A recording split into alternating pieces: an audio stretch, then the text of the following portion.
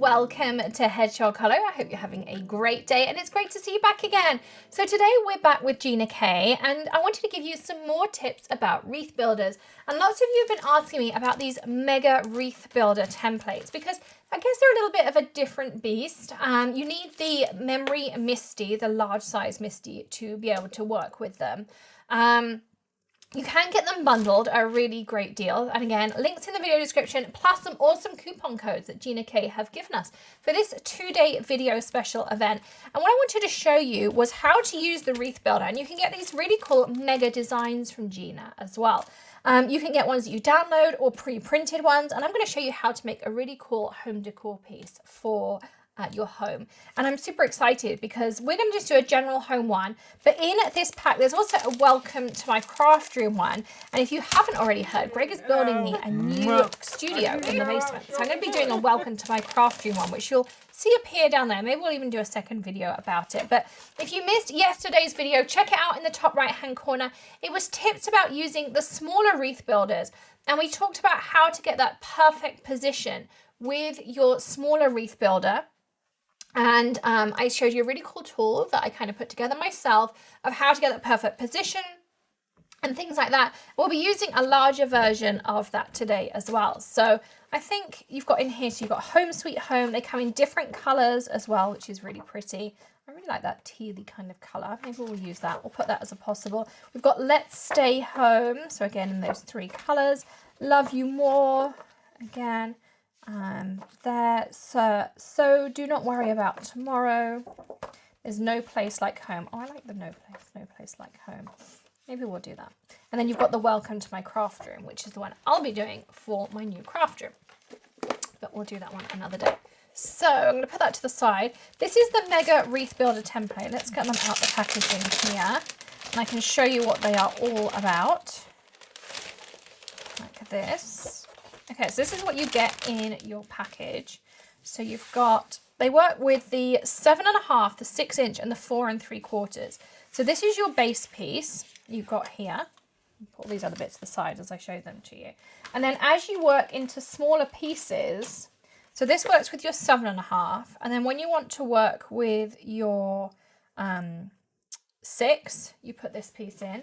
And then when you want to work with your 4 3/4, you put this piece in. And then the other cool thing about this one is you can work with circles too.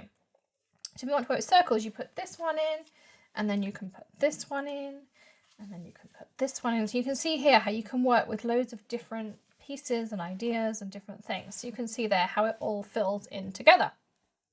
Super cool, right?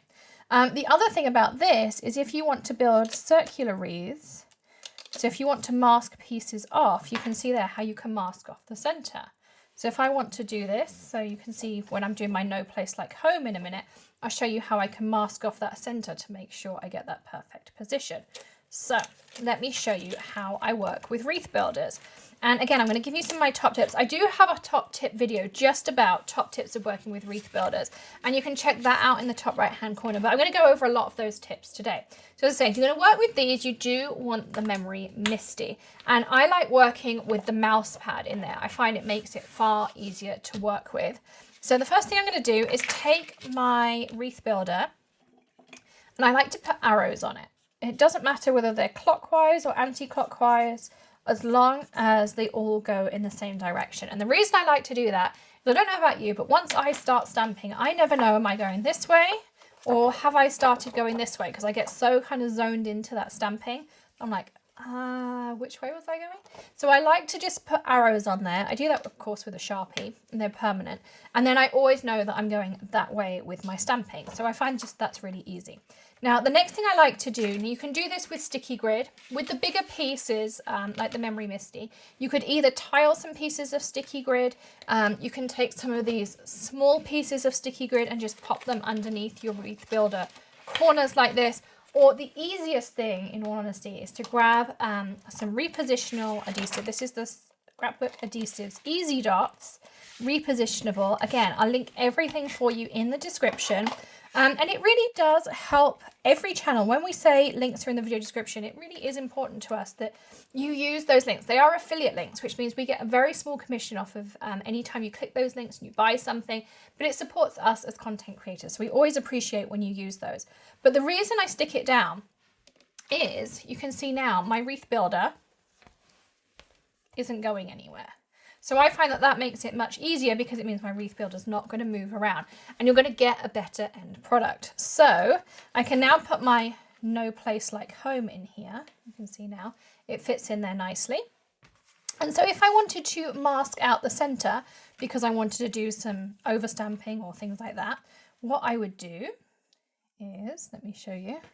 I would position these pieces over the top. I'm not sticking these down.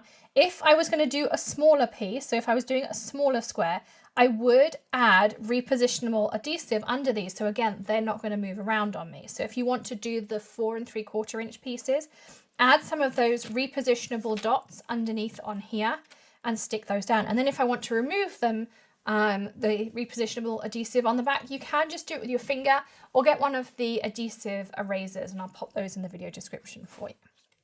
So if I wanted to mask out that I wanted, you know, no place like home to overstamp, and I'll show you exactly what I mean in a second. Again, I would want to stick these down. So I'm going to hold them for a second because I'm not sure if I want to do this yet. But then I would remove all these 3 pieces. So again, this is why I would stick them down, because these have moved on me. And if I do want to do this, I'll stick them down so you can see. But the idea being that when I put my wreath pieces down, I've got Vibrant Blooms out here, which is a Gina K stamp set, and I have With Love and Prayers. So the reason you might want these here is, say for instance you wanted to do this sunflower, but you wanted to over stamp slightly. So you see here that this stamp is over this circle. So I could stamp just on the edge there, but I could mask that out by having these circles in the appropriate place. So that's what you can do by having these here. So maybe I do want to do that. That might be a cool thing to do, to maybe have them slightly around the edge like that. So let's try doing that possibly. But my tool, which I talked to you about yesterday, is this. So this is a 6x6 piece. Is it 6x6? No, 7.5 inch square piece of acetate. I have one for each size of wreath builder. And what it has is a star on it, and you can go check out yesterday's video of how to make your own. But what it does is you pop it over the top like this. And then when you pop your flower on it, you can tell exactly where your flower is going to be on your wreath. So I know that this flower is going to go all the way around the edge at this point. So normally when you put your stamp down, you're like, is that in the right place? I'm not sure if that's in the right place, all of those kinds of things. But by having this template, I know that where my lines of symmetry are, so I can kind of go, okay, so I want this big flower to be exactly here, like that, you see? So yeah, I think I'm going to mask that out just so that I can kind of do something cool here. So again, I'm going to take my repositionable adhesive, and I'm just going to pop a little bit on the edge, not too much. And as I say, it's repositionable, so it's not going to do any harm to my paper. I'm going to center it over my piece here. And I will also do these center pieces. So any of these wreath builder pieces that you use, you are going to want to stick down, because the one thing you do not want them to do is move on you. Give them a nice press down.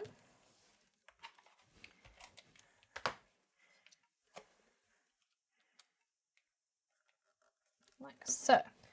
So now I'm going to put my template over the top. And I use the Tonic Construction acetate because it's nice and thick. And you want to place your stamp face down, because that's how you're going to stamp on your paper. And then you're going to take your Memory Misti lid, pick it up. It probably will pick up your acetate with it, but that's fine. And then I'm going to start using some pretty colours. So I have my Gina K inks here, and I'm going to use, what one's this here? Sometimes I keep a little bit of scrap cardstock to the side. I haven't got any here to test out my colours on.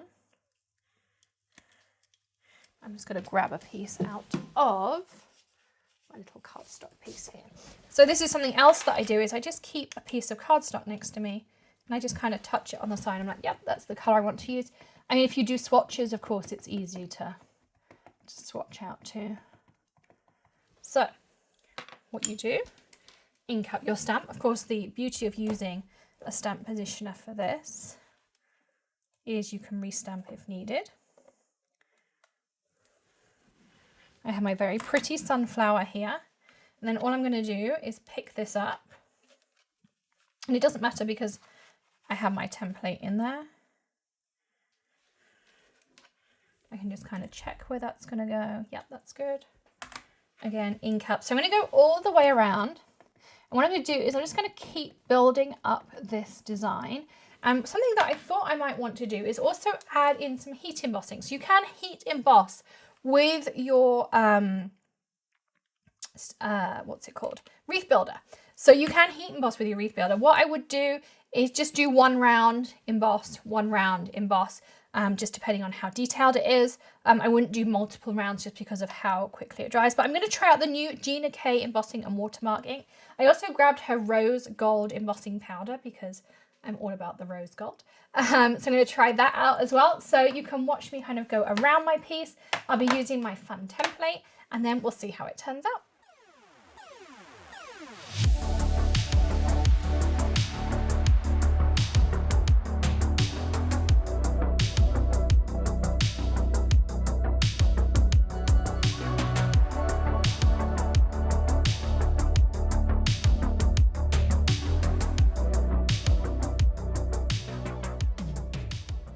So you can see how pretty did that turn out. I mean, I should have probably gone back and re-inked these. I didn't know at the time, and I kind of wish I'd left my stamp in, but well, you live and learn. And once it's framed up, I think it's going to look really pretty. You'll see at the end. I'm going to take this to Hobby Lobby. I'm going to have it framed up. But I'm really pleased with how it turned out. And I love this rose gold embossing powder from Gina K. It's got like a gold shift to it, which is really pretty. And I've never seen that in a rose gold embossing powder before. So really, really pretty. It did warp a little bit. Again, because I'm going to frame it, I don't think it's going to become an issue. Top tips from me for getting rid of that would be to heat the reverse side. Other things you can do is run it through your die cutting machine. If you've got a large one like my Big Shot Plus at the back there, you could just run it through and that will straighten all those things out for you. And you'll also notice when I started doing the embossing, I was finding it was kind of moving around a little bit. So I just added some of that temporary tape on the back, and then you can erase it with your gummy eraser on the back or your sand eraser. That will work fine for you. But if you're finding it moves around too much, just add some of that repositionable adhesive on the back. Super, super simple. And I think with larger pieces, you'll find that that works really well for you as well. But love how this turned out. I think these are really, really pretty. And beautiful stamps as well. So really love these ideas, and I say don't be afraid to add in some heat embossing to it. Makes the process slightly longer, but does, I think, add just a little bit of something extra to your piece too. And my top tip, as I say, is do not remove the stamp. There's something I learned throughout this process too. So I hope you enjoyed those tips that we had for you today, and learning about that mega wreath builder too. And some really fun things in there, and using that template that I showed you as well. I think it will really help you get that perfect placement with your wreath builder. As always, check out the links in the video description. They really do help support content creators here on YouTube, and check out those coupon codes that Gina has given us as well. Plus, she has some fab new releases there too. Thank you for joining us. As always, don't forget to hit that subscribe button and ring the bell, and hit that join button for additional perks for the channel as well. Give us a thumbs up if you enjoyed today's video. I will see you again tomorrow with another tip, trick, tutorial, or maybe something different. In the meantime, happy crafting. Check out some of the other videos on the channel, and I'll see you again tomorrow. Bye, everyone.